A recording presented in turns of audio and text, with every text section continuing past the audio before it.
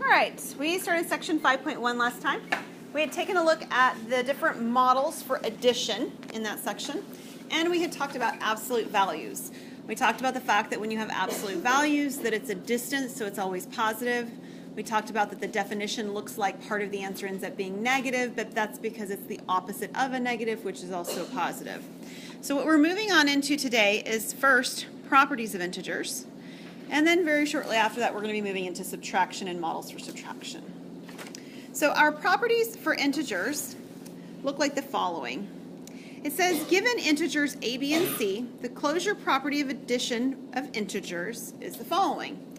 And then we've got the commutative property and the associative property and the identity property. So what I would like for you to do, if you have pencil, this would be best just in case you do make a mistake, is to remember what these properties looked like for whole numbers that you've already had. And write down what you remember them to be, and then we'll double check to make sure that you remember them the same way that I do. Because they don't change at all when you get to integers. They're exactly like they were with whole numbers. So take maybe 1 to 2 minutes to write down what you remember about these properties for whole numbers.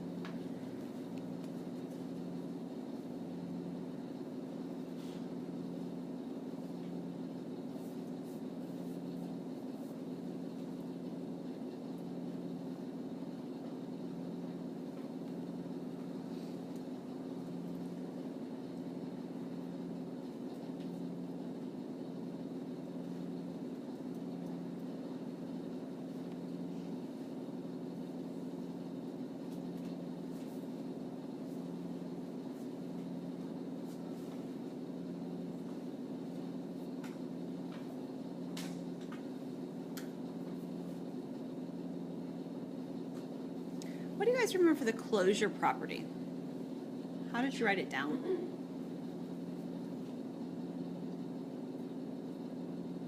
This is one people don't like. I don't know why, but...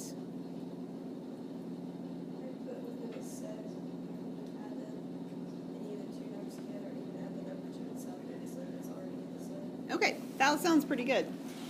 And one of the ways to write that, the way your book writes it, it looks like this. If we have the numbers a and b, which it says they are up here, then a plus b is a unique, and because we're talking about the integers now, we're going to say it's a unique integer.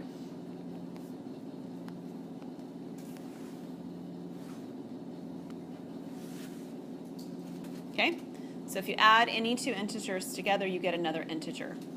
You guys know that to be true, right? You don't add 1 and 3 or -2 and -5 and get a fraction, right? It doesn't happen. It always ends up with another integer. What does the commutative property look like?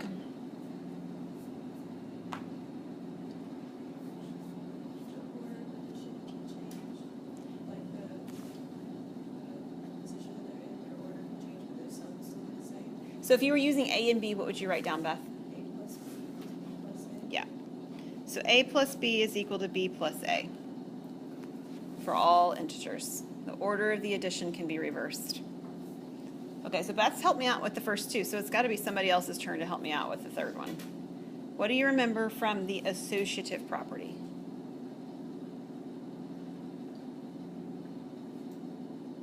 You can change like what numbers are being added in the parentheses, so like a plus parentheses b plus c is equal to parentheses a plus c plus b. Close. I'm going to put them in the same A, B, C order, but the parentheses changed locations. You're exactly right on that. So the B and the C in the first set are in the parentheses, and the A and the B in the second set are in the parentheses.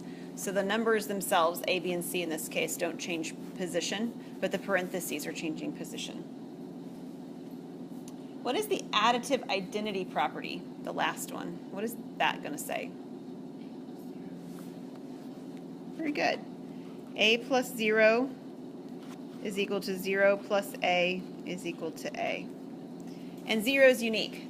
We talked about the fact that the order has to be switched around like that too. There's not a property that does that. It doesn't work for subtraction, in other words, right? Because you can't switch the order. But this is the additive identity property for integers. Same as for whole numbers. All right, we do have a couple of new properties that we did not have before. One new property, and then I'm going to show you a couple of features of that property, so I'm going to show you. So the new property that we have that we didn't have before is called the additive inverse property. Did not have this before. And it says the following: for every integer a, there exists a unique integer, the opposite of a, or negative a. It's called the additive inverse of a, such that a plus negative a equals negative a plus a, which equals 0. Why did we not have this before now?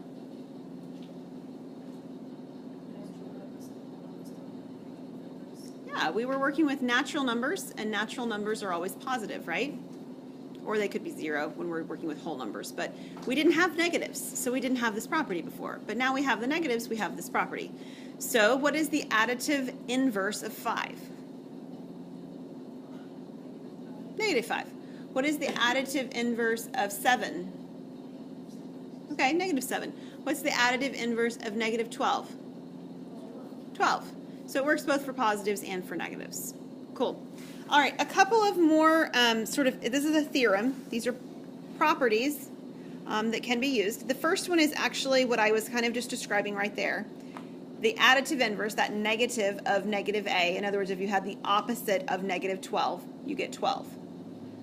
Okay, that's what that's saying. The opposite of a negative is a positive.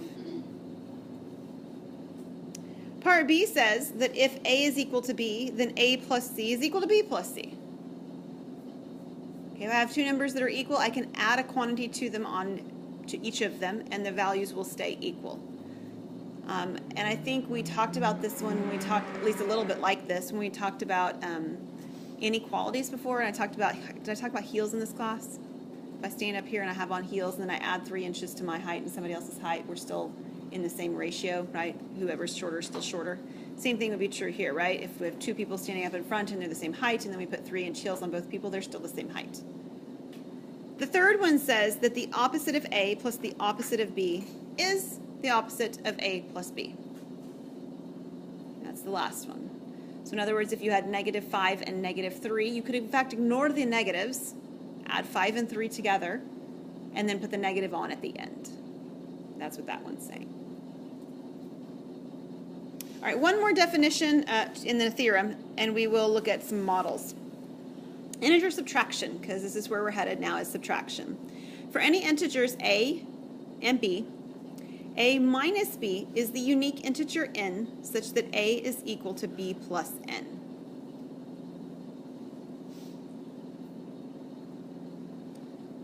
We kind of talked about this when we already talked about whole numbers. It's just that now we have the ability for this subtraction to work no matter what the numbers are. And it didn't always work in the natural numbers, right? If I did 5 minus 3, we're good to go. If I did 3 minus 5, we're up a creek, because we didn't have a number like that, but now we do. So this is actually looking at those numbers like that. So if I did 3 minus 5, and it equals some number n, that's equivalent to saying 3 is equal to 5 plus some number n, and the question is, what would n be? What would n have to be to make that work? Negative 2, right? So 3 minus 5 is actually negative 2, because 5 plus negative 2 is equal to 3. That's actually what this definition says, is that I can rewrite it in terms of addition by moving the value to the other side. And almost akin to the previous theorem is the idea that subtraction is also, or can also be thought of as adding the opposite of a number. So a minus b is the same thing as a plus the opposite of b. I remember very distinctly being in 7th grade and being told by my teacher, there is no such thing as subtraction. No such thing as, she was emphatic about it. It was like a big deal to her. It's always adding negatives. This is the property that she was actually trying to hit home to us. It's always adding a negative, always adding a negative. Okay? Okay, we're going to take a look at some models for adding negatives. Not adding though, we're going to look at subtracting negatives. So our models are going to look a lot like the models we did last class period, but we did it for addition, and now we're going to look at what these models are in terms of subtraction. Now, one of the things that we looked at when we talked about whole numbers and subtraction is we looked at subtraction, one model of it, as taking away something, right? We're trying to take something away. So we're going to look at it much like that for these first two models, the chip model and the charged fields model. Our goal is to take something away. So start with a circle, just like you did when we were in class last time. And in your circle, we're going to start with the first piece, which says we have 5. And if you've got the colors with you, like we did last time too, that would be helpful. You need to have 2 colors. Your pencil that you're using can be one of them, and then something else if possible. And the pictures that your book uses are going to have red and black, so that's what I'll stick with. I'll use red, I'll use black, and I'm going to label what they are, so you should do the same thing. Red is a negative chip, and black is a positive chip. So to start with, we have a 5 at the beginning, which means what am I going to put in my circle? 5 black dots. Yeah, 5 positive chips. Wherever you want to put them. 5 positive chips in whatever color you're using as your positive. Now here's the catch. This right here means I'm supposed to take something away. Take away. What does it say I'm supposed to be taking away? Whoa, that's not what I meant to click on. Here, we'll do that. What am I supposed to be taking away? 3 negative chips, or 3 red chips. And that's a problem. Why? I don't have any negative chips in my picture. All I have are positive chips. So somehow I've got to get this picture to represent that there are negative chips so that I can take the negative chips away. Does that make sense? Okay, one of the things we did last time, I'm going to show it to you again too to bring it back to your mind, is we talked about these chips over here pairing up in a unique way. What was it that allowed us to remove these chips from our picture? Do you remember? There's 0 pairs. A red chip and a black chip combined is actually equal to the number 0. Okay? So in a very real sense, and I can even do it on this picture, I could add a couple of extra red dots as long as I add a couple of extra black dots to my picture, and it wouldn't change the value of my picture. Agreed? Because each of those things that I just added was the number 0. So that's actually what we're going to do on our subtraction picture over here. We are going to take and add in 3 0 pairs.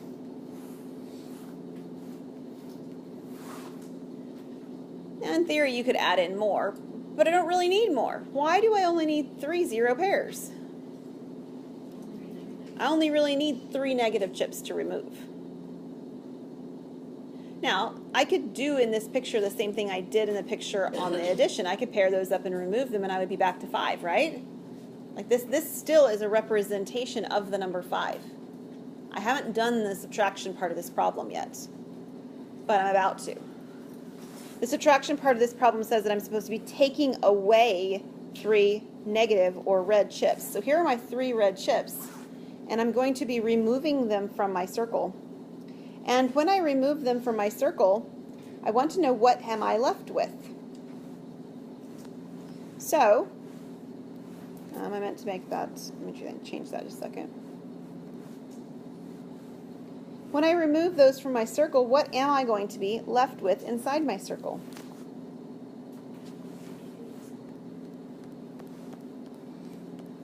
Eight black chips.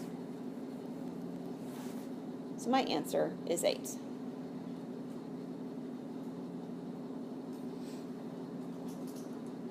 We're going to try that same process again, but with a charged fields model. Same exact problem to work out. It says that I need 5 what in this picture if I'm thinking of it as charged fields? Positives. I need 5 positives. And it says that I'm supposed to take away 3 negatives. And there aren't 3 negatives in the picture. So what would I do in order for them to be in that picture? 0 pairs. I'm going to put in 0 pairs. So here's 3 positives, 3 negatives. I've put in 0 pairs. I have not changed the value of my expression. But I'm about to, because I'm about to remove the 3 negatives. And when I remove the 3 negatives, whoops, how many of, well, what am I going to be left with?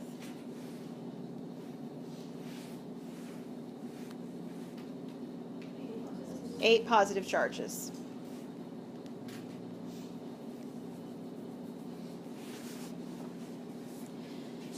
Every time I ask a question that ends up something like this on the test, and it always have somebody who wants to make negative and negative become a positive.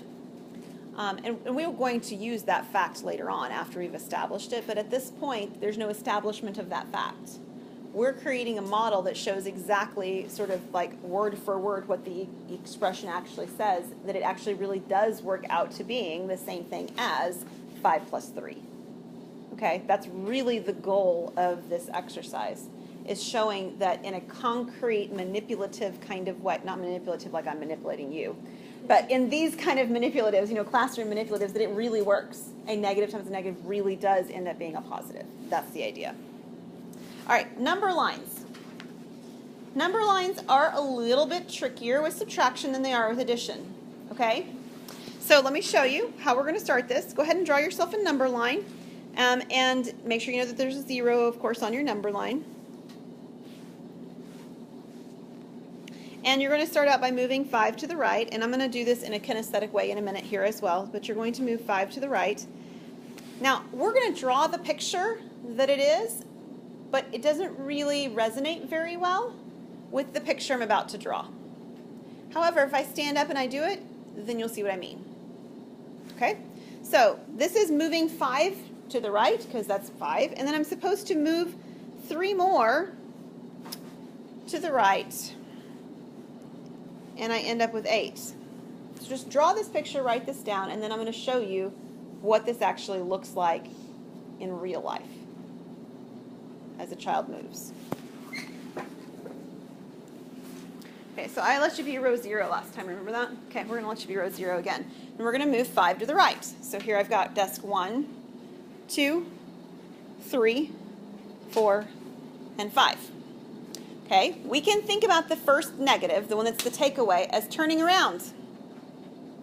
That's fine, right? And what we did last time is we did 5 minus 3, and I walked 3 that direction, right? Because it was minus 3. But this says minus what? Negative 3. So our negative right now is going to mean I walk how, do you guess? Backwards. The first negative is that I turned around. The second negative is that I walk 3 more desks backwards. 1, 2, and 3. There's not a good way to draw that. I mean, like, how do I draw that I turned around and walked backwards? I don't know how to draw that in a way that makes sense visually. But moving my body across the room, I can make sense of that. And I can see it actually happening in real time. Does that make sense? So that's the number line approach for thinking about subtracting a negative. And then there's one more, the pattern approach. So we all know what it looks like, and we've talked about what it looks like to subtract whole numbers, right? 5 minus something. So we're going to start with a whole number we know how to subtract, like 5 minus 2. 5 minus 2 is what? 3. And we're going to decrease that to 5 minus 1. 5 minus 1 is 2. No, that's not right. 4. 4. How about 5 minus 0? 5. So this is all subtraction of whole numbers. And now we're about to enter the other part of this, that's the integer part. So we're going to do 5 minus negative 1, 5 minus negative 2, and 5 minus negative 3. And what we want to do is we want to continue the pattern that's already been developing on the right. 3, 4, 5. What comes next? 6, and then 7, and then 8. So 5 minus negative 3 using patterns is in fact addition of the 5 and the 3. I kind of like this one for subtraction like this, subtraction of a negative and justifying that really it is the same as addition. All right, the last thing that we're going to take a look at in this section is order of operations. I have order of operations issues with all students in all classes all the way up through mathematics. And I don't even mean like, oh, there's some college algebra issues. I mean like my Calc 4 people sometimes have issues with order of operations. It just happens. We want to move the exponents around, or we want to group things where we multiply before we do exponents. Different things happen at different points, and we sort of lose track of what's happening. What I want to show you is that this order of operations starts very young, right? So you're looking at late elementary school, your 4th grade, 5th grade classes, once that you've seen exponents occur, is the order of operations becomes more important. So the acronym that sometimes people say is PEMDAS. I'll just say it like that, PEMDAS. What's another, what's the phrase that you know that goes with PEMDAS that you've heard before? Please excuse my dear Aunt Sally. Did anybody ever hear a different one than that one? Occasionally I'll hear one that somebody else has heard. That's the most common one. Please excuse my dear Aunt Sally. Here's the kicker. It's not really true. Because the way that we say it means that you really believe that multiplication comes before division and addition comes before subtraction. And it really doesn't. Multiplication and division are like the same thing. And addition and subtraction are really the same thing. So whenever I write it, I always write them as though they're lines of things. So this is the first thing you do, parentheses, right? That's the P. I would encourage you to write down next to this that parentheses means simplifying what's inside of a parenthesis. It doesn't mean eliminating or getting rid of them. Because sometimes there's that misconception. It's cleaning up whatever is inside of the parentheses first, if possible. And sometimes it's not possible, but if possible. What does the E stand for? Exponents.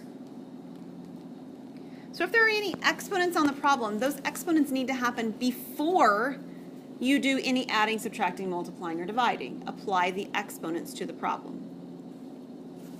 The M and the D I like to write together, but the reality is that you can write MD or you could write DM. It's the same thing. So you might be like, okay, well then which one do I do first? Well, the answer is that you move from left to right, just like you read. So anytime you have multiple multiplications or divisions in the problem, you're just going to do them from left to right. So this is, if you will, step 3. This is to multiply and or divide. And as you're doing it, it is from left to right. And the same is true for addition and subtraction, is that it's could be written essay. So you could say, please excuse, dear my Sally Aunt. And it would be correct, mathematically speaking. So this is the step 4, addition and or subtraction.